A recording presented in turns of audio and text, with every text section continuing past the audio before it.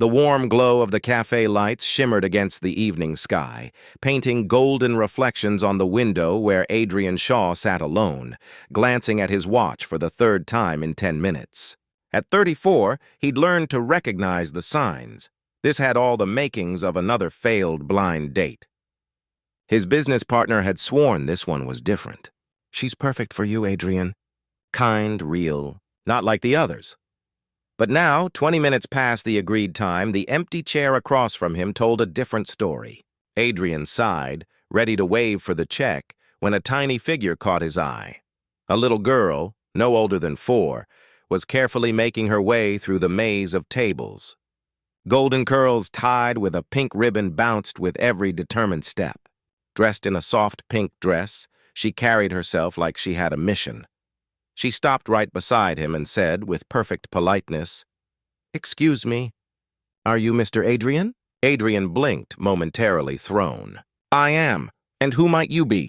"I'm Lily," she replied solemnly. "My mommy sent me to tell you she's sorry she's late. She's parking the car, but she'll be here in a minute. She said to tell you she's really, really sorry and hopes you didn't leave." Adrian's irritation vanished instantly, replaced by curiosity and an amused smile. "Your mommy sent you in alone to find me?" Lily nodded proudly. "She showed me your picture on her phone so I'd know what you look like. She said you'd be sitting by the window with the candle, and here you are." Adrian couldn't help but laugh softly. "Well, you're quite the detective, Lily. Would you like to sit while we wait for your mommy?" Lily nodded, climbing into the chair across from him with fierce determination. Adrian resisted the urge to help, sensing she wanted to prove she could do it on her own. Once seated, she folded her little hands on the table, looking at him with serious blue eyes. "Mommy says I'm not supposed to talk to strangers," Lily began thoughtfully. "But she said you're not a stranger. You're her friend, Mr. Adrian, so it's okay." Adrian chuckled. "That's very smart of your mommy. And she's right. If she sent you to find me, then I'm not a stranger." "Are you going to marry my mommy?"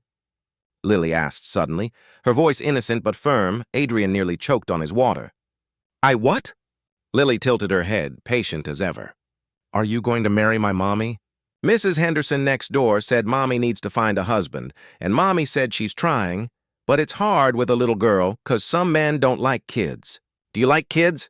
Before Adrian could find the right words, a voice, breathless and full of panic, cut through the air. "Lily!"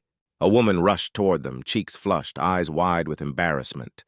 She was stunning, late 20s maybe, with the same golden hair as her daughter and a look that was both apologetic and mortified.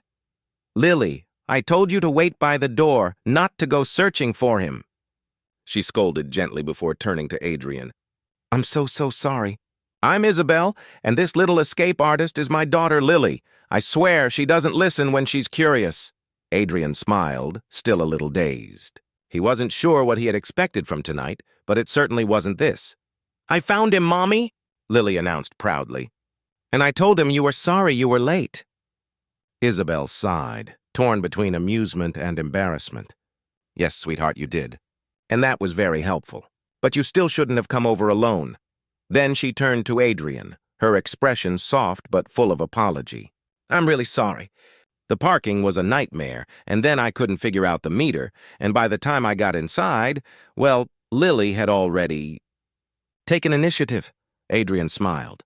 "It's fine," he said, and for once he actually meant it. Lily was very polite. "She delivered your message perfectly. Please have a seat." Isabel hesitated before sitting down, placing Lily beside her instead of across from him. She smoothed her dress, gathering the courage to say what was clearly weighing on her mind. "I should have told you I have a daughter before we met," she said quietly. "That was dishonest of me. I completely understand if you'd rather end the evening here." Adrian frowned slightly. "Why would I want to leave?" "Because most men do," Isabel admitted, her voice barely above a whisper. "When they find out about Lily. I've learned to mention it up front, but your partner sounded so hopeful, and I just wanted one night where I wasn't judged for being a single mom before people even met me." Adrian looked at Lily, who was swinging her legs under the table, listening intently. Then he looked back at Isabel, who seemed to brace herself for rejection. But what he felt instead was admiration. He thought about how Lily had marched through a busy cafe, brave and polite, just to deliver a message for her mother. That kind of confidence didn't happen by accident. It was the reflection of a mother who raised her right.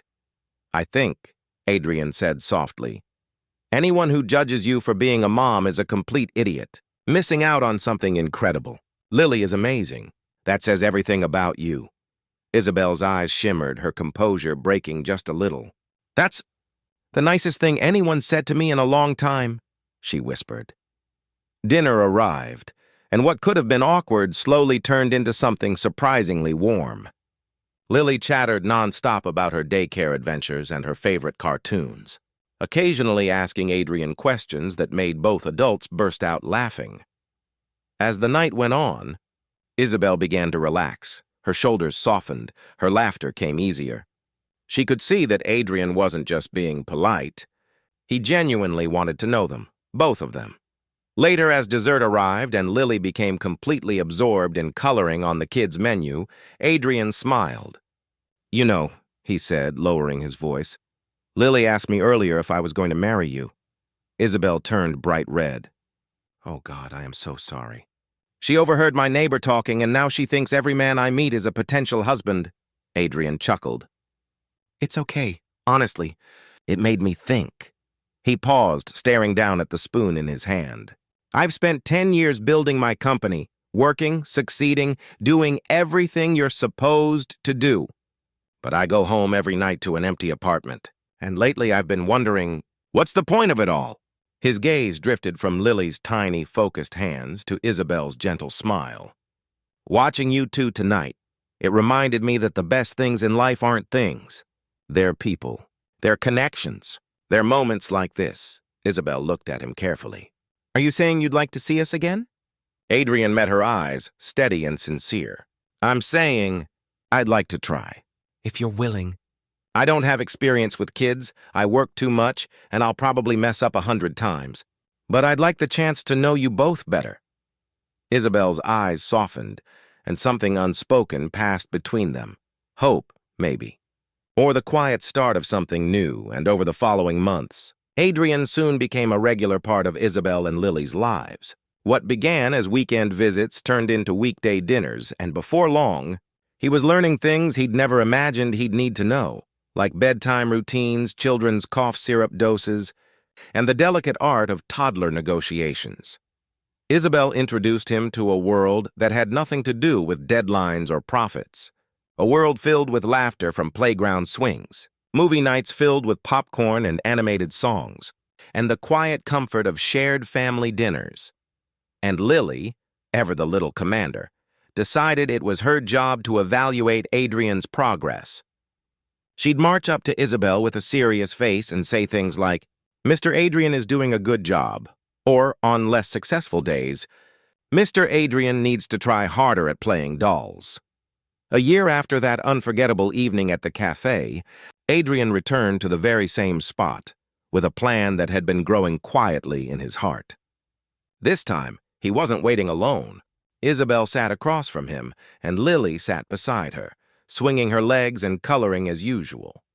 Adrian took a deep breath, stood up, then knelt down so he was eye level with Lily. His voice was soft, but steady. "Lily, I need to ask you something important." Isabel's hand flew to her mouth, her eyes already glistening. Adrian continued gently, "I'd like to ask your mommy to marry me. But that means I'd be your family too. Would that be okay with you?" Lily's brow furrowed as she thought it over seriously. "Would you be my daddy?" Adrian smiled tenderly. "If you'd like me to be. I know you had a daddy before, and I'm not trying to replace him. But I love your mommy. And I love you. And it would mean the world to me to be part of your family." Lily's lips curved into a grin. "Okay, but you have to get better at playing dolls, and you have to learn how to make mommy's special pancakes." Adrian chuckled and held out his hand solemnly. "Deal." Then he turned to Isabel, heart pounding. "Your daughter has given me her permission," he said softly. "Now I just need yours. Isabel, you and Lily have shown me what really matters in life. Will you marry me?" Tears spilled down Isabel's cheeks as she nodded. "Yes," she whispered through happy laughter. Lily let out a triumphant cheer. Mr. Adrian's going to be my daddy now. Everyone should be happy, she announced proudly to the entire cafe. The room erupted in smiles and applause. 6 months later, they were married in a sunlit garden, with Lily as the flower girl, strutting down the aisle like she owned it. She told everyone who would listen that she was the one who'd found Mr. Adrian first, and therefore, the whole wedding was technically her idea. During her toast, Isabel shared their story, her eyes full of love and gratitude. The night I met Adrian, I was terrified he'd run the moment he learned I had a daughter. I asked Lily to wait by the door while I went to find him. But Lily, being Lily, decided she could handle things herself. A ripple of laughter moved through the guests as Isabel smiled at her daughter. She marched right up to him and delivered my message, and in doing so, she showed Adrian exactly who we were. A package deal, a team, a family. Then she turned to her husband, her voice trembling with emotion. And instead of walking away, he saw something worth staying for. "Thank you," Isabel said softly, her voice trembling with emotion.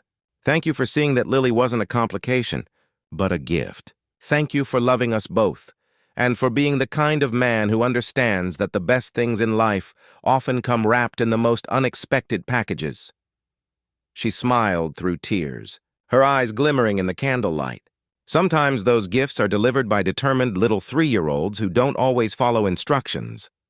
And sometimes the people who change our lives forever don't arrive with fanfare or plans. They walk right up to us, speak from the heart, and remind us of what truly matters. Her gaze shifted to Lily, who was proudly showing off her flower crown to anyone who would look. Children have this beautiful way of cutting through all our fears and pretenses. They speak truth, without filters, and sometimes that truth is exactly what we need to hear. Isabel looked back at Adrian, her smile soft and full of gratitude. The family we've built, it isn't the one I imagined when life didn't go as planned. It's better, because it's built on acceptance, patience, laughter, and the courage to see love where others might only see complications.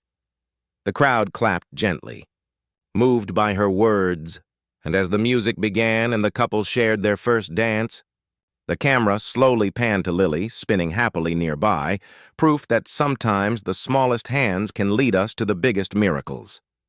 If this story touched your heart, don't forget to like, share, and subscribe for more stories about love arriving in unexpected ways, about children whose wisdom changes everything, and about discovering that the best kind of love often comes as a package deal. And in the comments, tell us your story. Maybe about a time a child changed your perspective, or when accepting someone completely, complications and all, led you to unexpected joy. Because your story might just inspire someone else to open their heart to love in all its messy, beautiful reality.